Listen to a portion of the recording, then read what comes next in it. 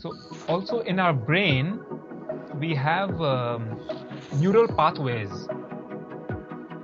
So it's like a path that our brain is used to taking. So for example, we see someone we don't like, and immediately we have a negative feeling.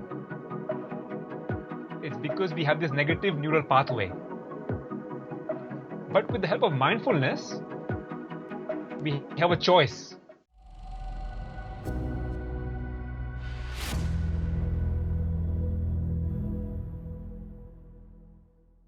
Hey guys, our guest is a Dharma teacher at Plum Village Monastery in France under THICH NHAT HANH. THICH NHAT HANH is a living saint and is one of the most revered spiritual leaders on the planet. He has published over 100 books, including more than 40 books in English. In fact, Martin Luther King Jr. nominated THICH NHAT HANH to the Nobel Peace Prize in 1967. As you guys may be aware, THICH NHAT HANH suffered a major stroke in 2014 and has been unable to speak. So on his behalf, Brother BAO TICH has come to talk with us to help us understand the teachings of THICH NHAT HANH more deeply. Thank you, Brother BAO TICH, for coming onto the show. Thank you very much.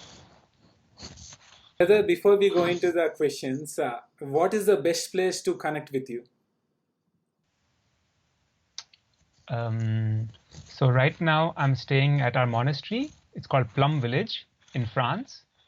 So the best way to connect is to come here. It's very beautiful here. The nature is very beautiful. But also I come to India also on retreats. We have meditation retreats in India also. That's another nice way. And this is also a chance to connect. And I think also whenever we practice mindfulness and meditation, we are always connected also. Thank you, brother. Brother, my first question is that why should one practice silence during these times?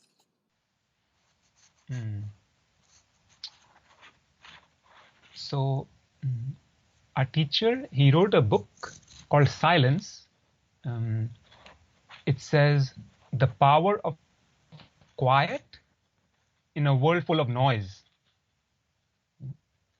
So I think these days we are surrounded by a lot of input. There is so much information. We can go on many social media, many things. We can get a lot of information. But I think it's quite rare to have a chance to really come home to ourselves, to get in touch with ourselves. And I think that's very important, to have a good relationship with ourselves. For me, that's the first connection. And once we have that, then we can connect with other people. And also being in silence is also very refreshing and very healing. In the book Silence, Thich Nhat Hanh, he described about sensory food. Can you explain that? Yes. So sensory food is the food that we consume through our senses. So usually we think of food only what we eat through our mouth, when we eat like lunch or dinner. But actually we are consuming with our eyes, with our ears, even our thinking is a kind of food, our smell. So we have 6 senses and we're always consuming through them. And our teacher says that we need to consume mindfully, because if we consume things which are healthy for us, it will bring us happiness and nourishment. But if we consume things that are unhealthy for us, for example, full of violence or hatred or discrimination, it will bring suffering for us and also for other people. Brother, Thich Nhat Hanh in the book has written to turn off the Radio NST. Can you explain that? Yes. So Radio NST means radio non-stop thinking. And I think we think a lot a lot throughout the day. And of course, thinking can be very useful and can be very productive. But sometimes if we think too much, we will see a lot of our thinking is kind of useless thinking. It's also repetitive thinking. And actually, it prevents us from getting in touch with life, from getting in touch with the present moment. So for example, there's a beautiful sunset, or it's a full moon, or the food is very delicious, but actually we're just worrying about our projects, for example, what we need to do. So we cannot really enjoy life. So that's what it means to turn off our radio NST. And we can do that by the practice of mindfulness, by being aware of our body and of our breathing. Brother Thich Nhat Hanh writes that TV can be used as a kind of drug. Can you explain that? TV. Yes. Okay. So I think, as I was saying before, people are not used to have a connection with themselves. So they're completely out of touch with themselves sometimes. We are out of touch with our body, with our feelings. And also, we are losing touch with our loved ones in our family. Sometimes our partner, the children don't connect well with the parents. And sometimes we come home very tired from work, for example, and kind of mindlessly, we turn on the TV. So it can be used as a way to run away from our suffering. We might have some suffering, some pain in ourselves, and we want to numb ourselves, and we watch the TV. And actually what we watch is not very good for us, and sometimes we don't even enjoy it, but we do it anyway, right? So in that way, basically, we use TV to cope with our pain or our suffering, or to run away from ourselves. But actually, it doesn't really solve the problem, the underlying problem. So in that way, you can see it's like a drug, the television. But I think something better would be to practice mindfulness, to come back and to take care of ourselves. Brother, can you explain the connection between breathing and fear? So I think that all of us have fear. So it's something, a natural emotion in us. Like when we live in jungles, for example, we are afraid of wild animals. And one of our deepest fear is the fear of death. And I think many people, they want to know how to take care of their fear. So we can use our mindful breathing to help recognize and take care of our fear. So what we do is, first we become aware of our breathing. And first we recognize our fear. So we can say, okay, I'm feeling fear. So that is recognition. And after that, we accept it. It's okay to be afraid. And after that, with the energy of mindfulness, of our mindful breathing, we embrace and take care of our fear. So our teacher, who we also call Thai, gives this example that suppose the child is crying, then the mother will come and will take the child in her arms and gently kind of soothe it, rock it. And so we can do the same with our painful emotions like fear, for example. So a mindful breathing, with that, we can kind of breathe and embrace and soothe our fear. Thank you, brother, for the explanation. Yeah. Brother, can you explain the concept of interbeing? Mm-hmm. So,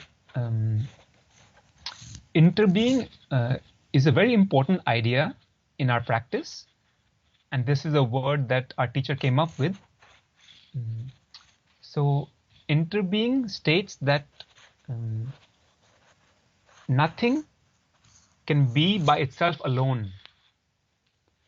So, everything depends on everything else in order to manifest. So, for example, we can take the example of a flower. If you take a look at the flower, it needs the soil and the earth. It needs rain. It needs the sunshine. It needs so many conditions for the flower to be there. And if you don't have these conditions, the flower cannot be. So to be is to interbe. And everything is like that. So we ourselves is also like that.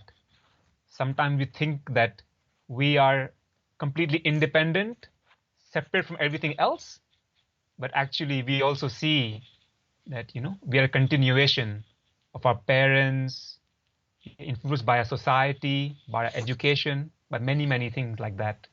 So we can look at everything with the eyes of interbeing. Brother, why does running away from fear does not work? Mm-hmm. So maybe when we are afraid, as I was saying before, we can try and cover it up, by doing something, by entertainment, for example, or some people might take alcohol or drugs or different things. But it just gives temporary relief. Maybe you feel better for an hour or two. And actually, sometimes the things that we do, they also have their own side effects.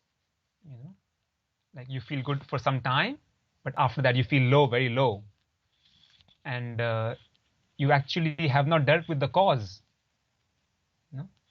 Like why you're afraid, but the energy of fear is still there. And maybe tomorrow, maybe in a few days, it will come up again. The fear will come up again. So it's we can think of it also like, for example, if you have some sickness, some illness in your body, but you don't take care of the illness from the root, but you take some medicine to just cover up the symptom of it, for example, you will not heal. It's very obvious, when you think of the physical body, right? The same thing with fear also. And of course, there are many things that we are afraid of. So we can transform this energy slowly, day by day with our practice. We can transform it. And the more mindfulness we have, the more capacity we have to take care of our fear. And also, Thai talks a lot about community. Because when we practice with the community, what we have is a collective energy of mindfulness, which is very strong, which can help embrace our fear. So for example, if our own personal energy is not strong enough and our fear is very strong, we cannot embrace it yet. You see? But with the help of the whole community, we can do that. So the community is also very important. Brother, what is living Dharma?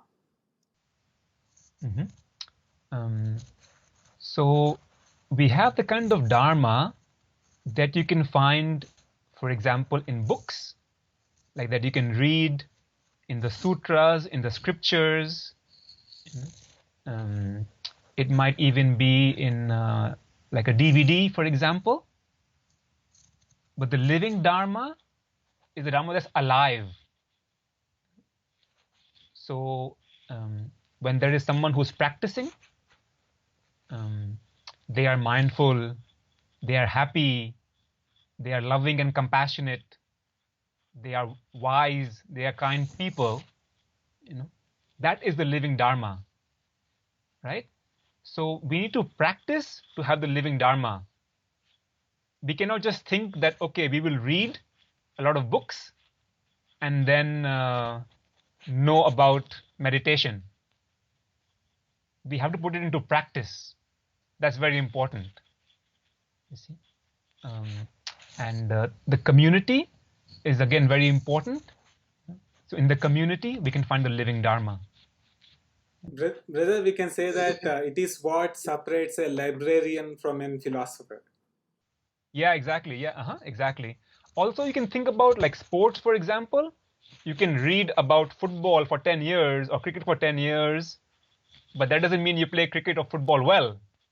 You have to get on the field and start playing, you see.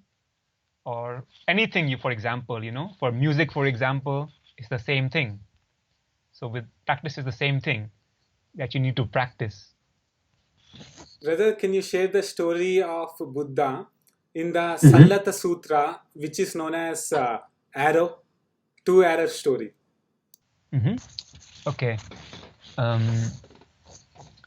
So the Buddha gives this example that suppose a man has been shot by a poisonous arrow, okay, and someone comes to help him to take out the arrow, but he tells the person, no, wait, please tell me who shot the arrow, why did they shoot the arrow, what kind of arrow is it? If he asks all these questions, there's a good chance that he might die from the poison before the arrow is even taken out of his body. And the second thing he says is that if a person shoots him in the same place where he's been shot with the arrow, then the pain will not be double. It will be maybe 100 times more. So he gives his teachings to explain to us that sometimes we have some pain, we have some difficulty, but maybe the pain is just a little bit. But by the way we think about it, we make it much bigger. So for example, supposing we have a small sickness, for example, but we really worry about it. We say, oh, I have this sickness now. I don't know what I'll do. Maybe I'll get worse and worse. I will not be able to do anything in a few years. We build up this very big story out of this small thing.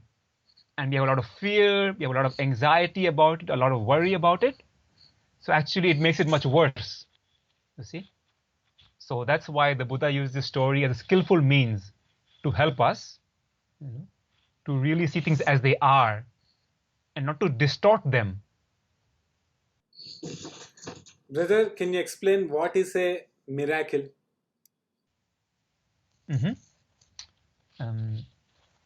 So our teacher Thai has said something very beautiful, which I really, really like. So he says that life is a miracle. And actually, if we look deeply, everything is a miracle. So the cloud, the sunshine, a little child, a flower, our own body. Everything is a miracle. And if we practice mindfulness, and if we are present, we can really see that. It's totally true that it's a miracle. But actually, because usually we have many, many things on our mind, a lot of thinking, a lot of worries, a lot of projects. So we're not really free. And that's very important, to be a free person. And when we can be free and we can be present, then we can enjoy these miracles of life. Brother, how to deal with anger?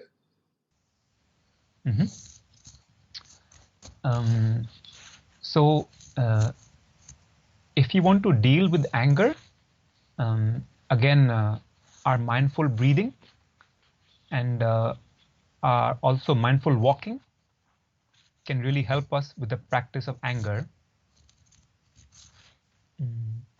So our teacher advises us that when we have anger, we should not do something or say anything, because maybe we will do or say something which we will regret later on.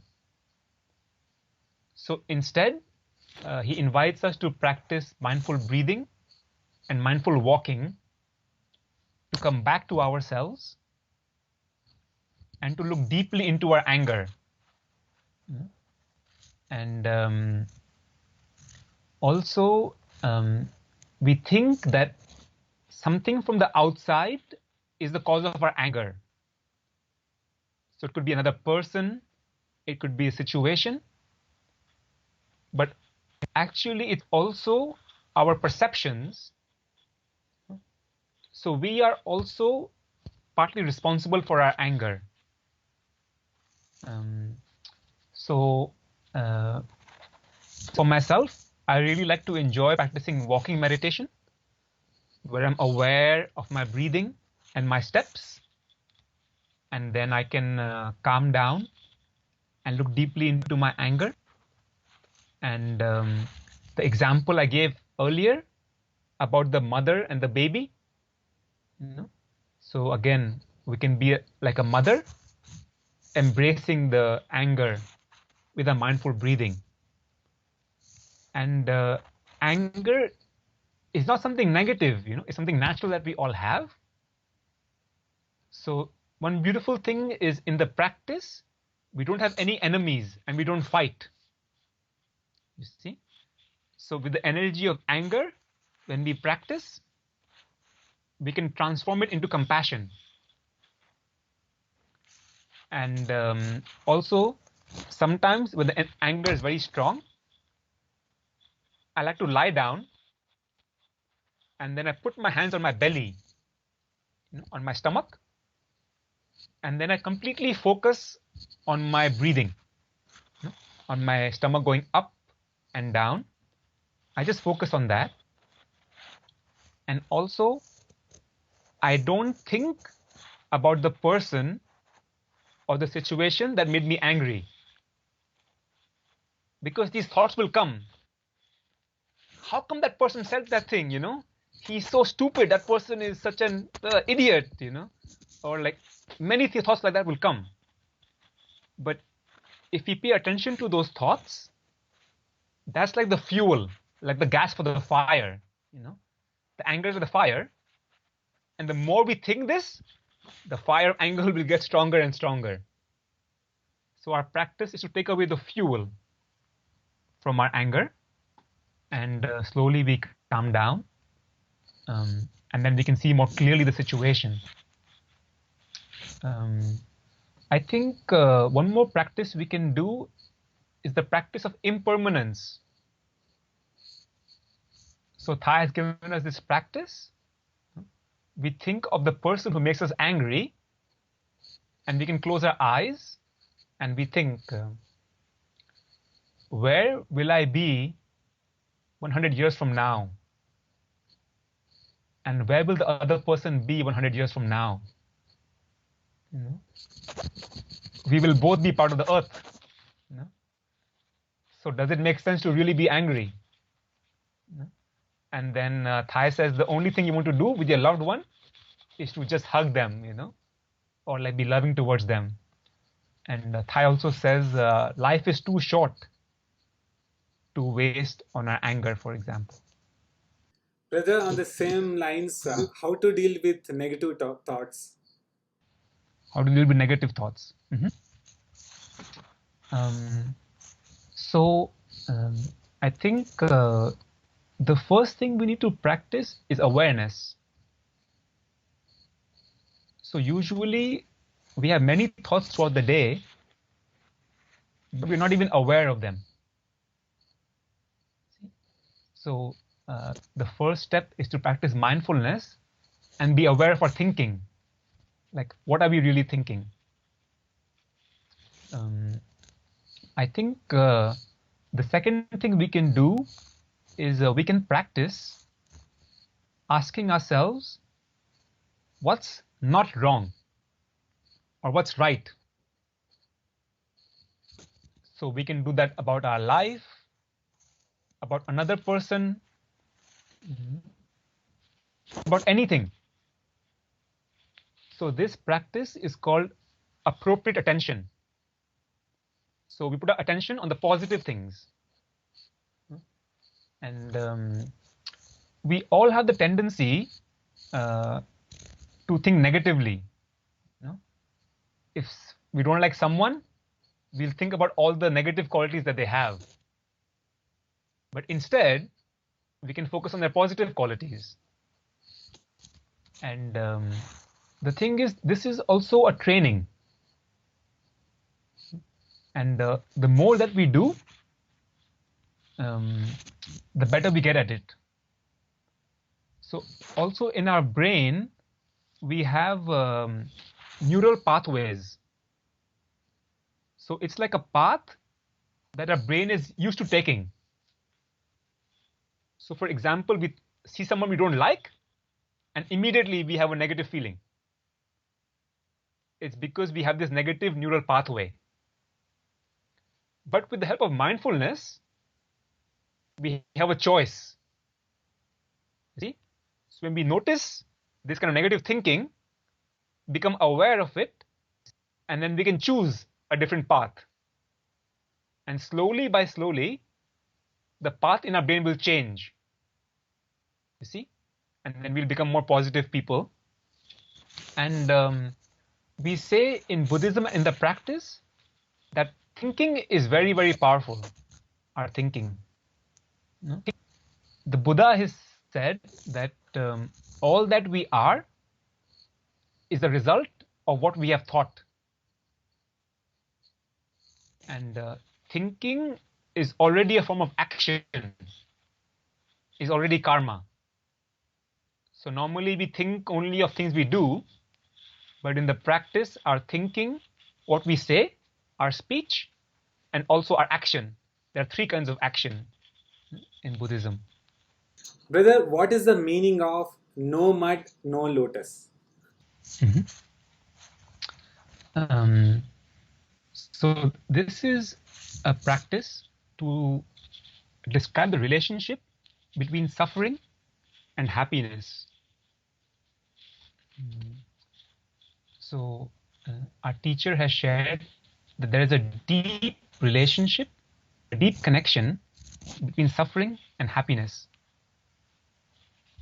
So usually in life, people want happiness. No? Everyone wants happiness, but mostly people don't want suffering. You know, no one wants to suffer. But our teacher has shared that actually through our suffering, through becoming aware of our suffering, through looking deeply into our suffering and understanding our suffering, we develop our compassion and understanding. And actually our compassion and understanding allows us to really be in touch with, to connect with other people deeply, and it leads to true happiness. So he gives the example of the lotus flower. So we cannot grow a lotus flower on marble. So we need the mud for the lotus flower to bloom. And similarly, we need suffering in order to have true happiness. So no mud, no lotus, no suffering, no happiness. But we need to learn also. It doesn't mean that if we have suffering, we will have happiness automatically. We need to learn with the practice how to make good use of our suffering, to make good use of our compost in order to grow the beautiful lotus flowers of compassion, understanding, and happiness. Brother Thich Nhat Hanh writes that we undergo the process of birth and death simultaneously. Can you explain that? Mm-hmm. So usually we think that there is one day in our life that we are born, our birthday, and then maybe 70, 80 years from then, we have one day that we die. That's the day that we die. But our teacher Thai has shared that we are born and we die in each moment. And if you look at it scientifically, it's also very true that there are cells in our body that are dying in each moment. And there are new cells in our body that are being born in each moment. So we might think that we are the same person that we were since we are born. But that's an interesting question, like say when we were 5 years old and now, are we the same person or are we a different person? It's also an interesting question. So yeah, I think Thai says that we should not have such a limited view of birth and death, but we should look at it in a wider view. And we can also learn a lot from nature.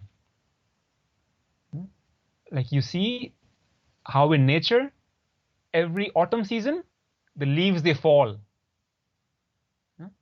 And then every spring, they have new buds, and then new leaves and new flowers come again. The cycle of life. And that's true for us also.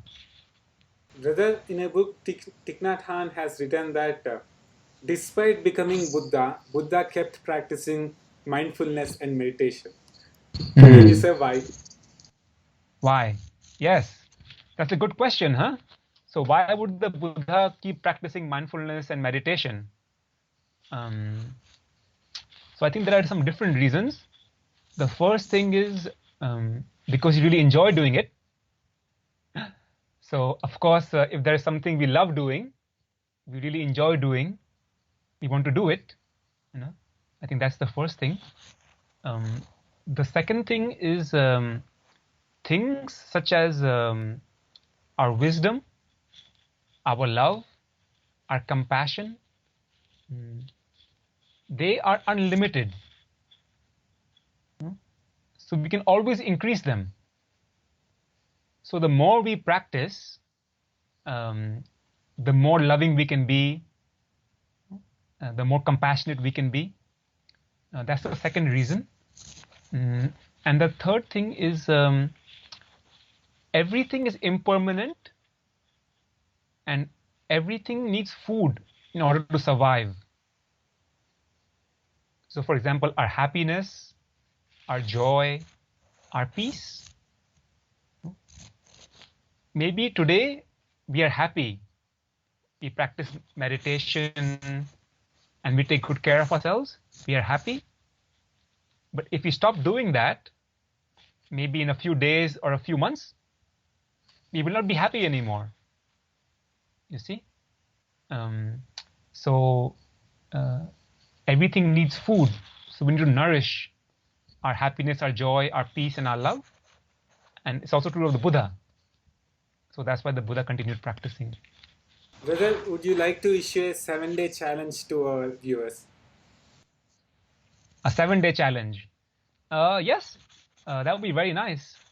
So maybe we can have a 7-day challenge of practicing meditation and mindfulness. So I would say maybe you can have a minimum of 5 minutes in the morning where you can practice some meditation. It's a chance to come back to yourself and to really begin the day in a very centered way and a very peaceful and happy way. And then we can also carry this energy throughout the day. So I think 5 minutes is very reasonable. Even if you're very busy, we can all take 5 minutes. But the impact of just 5 minutes can be very big throughout the day. So hopefully after 7 days, you can be inspired to continue this habit.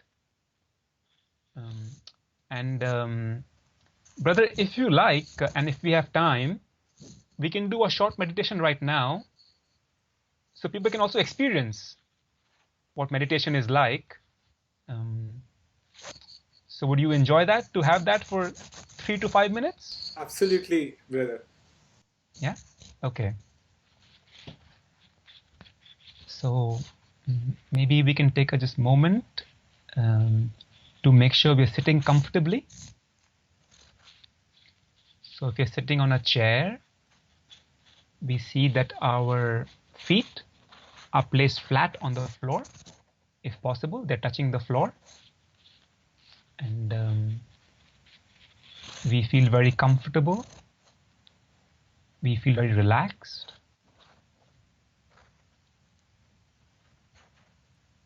And our body, our back is upright, but not stiff.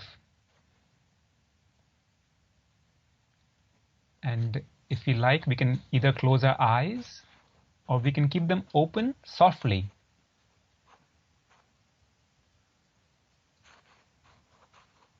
We can quickly scan our body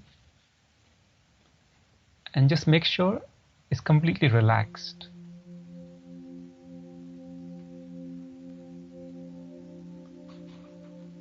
And now we become aware of our breathing.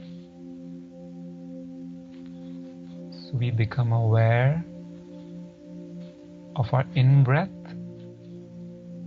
and our out-breath. So we can bring our attention to our nose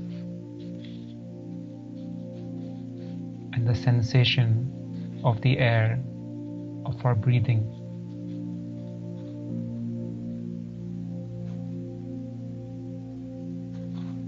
And if some thinking comes up for us, we can gently bring our mind back to our body and to our breathing.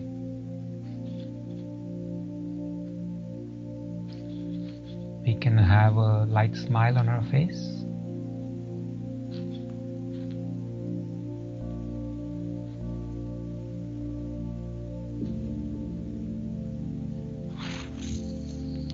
So I will invite the bell. And when we hear the sound of the bell, we can just let it support our breathing.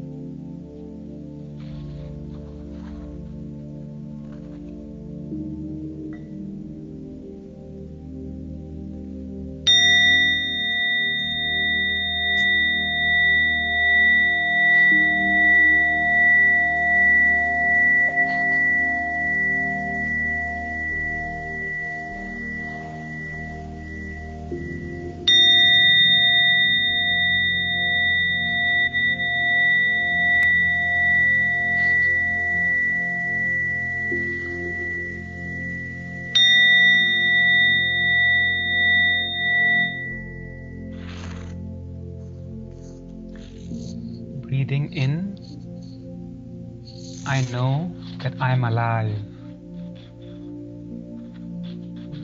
Breathing out, I smile to life.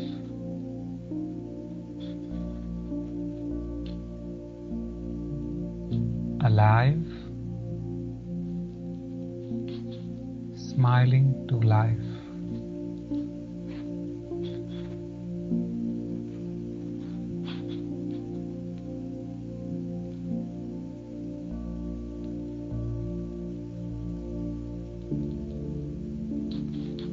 Breathing in, I know I am breathing in. Breathing out, I know I am breathing out.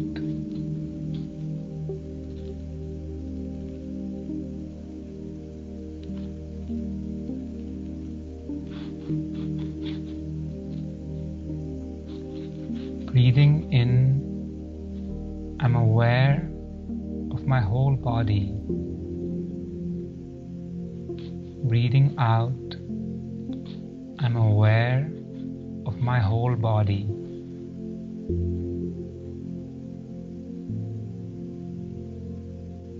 Aware of body, I relax my body.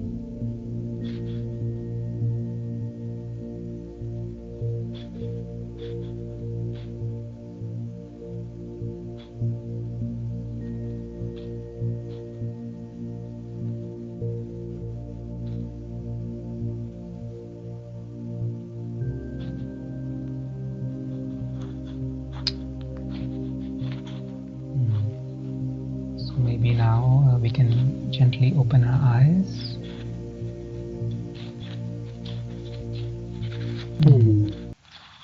Yeah. We can practice like this, and it will help us to be more peaceful. And I think usually we are quite stressed these days. We are very busy, and I think it's very important to have meditation and mindfulness. And in India, actually, we have a very rich spiritual heritage, but sometimes in modern life, we have lost touch with that. So this is something we can do throughout the day, the practice of mindfulness. And what I invited was the mindfulness bell before. This is the mindfulness bell, and it helps us to come back to ourselves when we hear the sound of this. And actually also now we've developed a Plum Village app that we offer for free. So if people want to practice meditation or listen to our teachers' talks and so forth, they can also do that on the Plum Village app on their phone. Brother, last question. What is the one book you recommend to the followers of THICH NHAT HANH? This is a difficult question because I love so many books by Thai. But I think my favorite book is Old Path, White Clouds. So this is about the life of Buddha from when he was a young man growing up, and then also when he goes into the forest to meditate, and after he becomes enlightened and the Buddha. It's about his life. So it's very, very beautifully written, and you learn a lot from it. And yeah, I really love this book. But I think any book by Thai that you pick up, you cannot go wrong. And actually, Thai books are also available in Hindi. This book in Hindi is called Jahan Jahan Charan Pade Gautam Buddha Ke. And there are also Thai books available in different Indian languages, like the languages in southern India, like Tamil or Telugu, or so Thai books are now luckily available in India also. Brother, thank you so much for clearly explaining every single topic of Thich Nhat Hanh's teachings, and I'm really grateful for your time. Thank you very much, BNS. Thank you for your time also. It was very nice talking to you together. Thank you. Okay. Thank you. Please subscribe to BNS Goku Grit so you can follow and learn from his videos.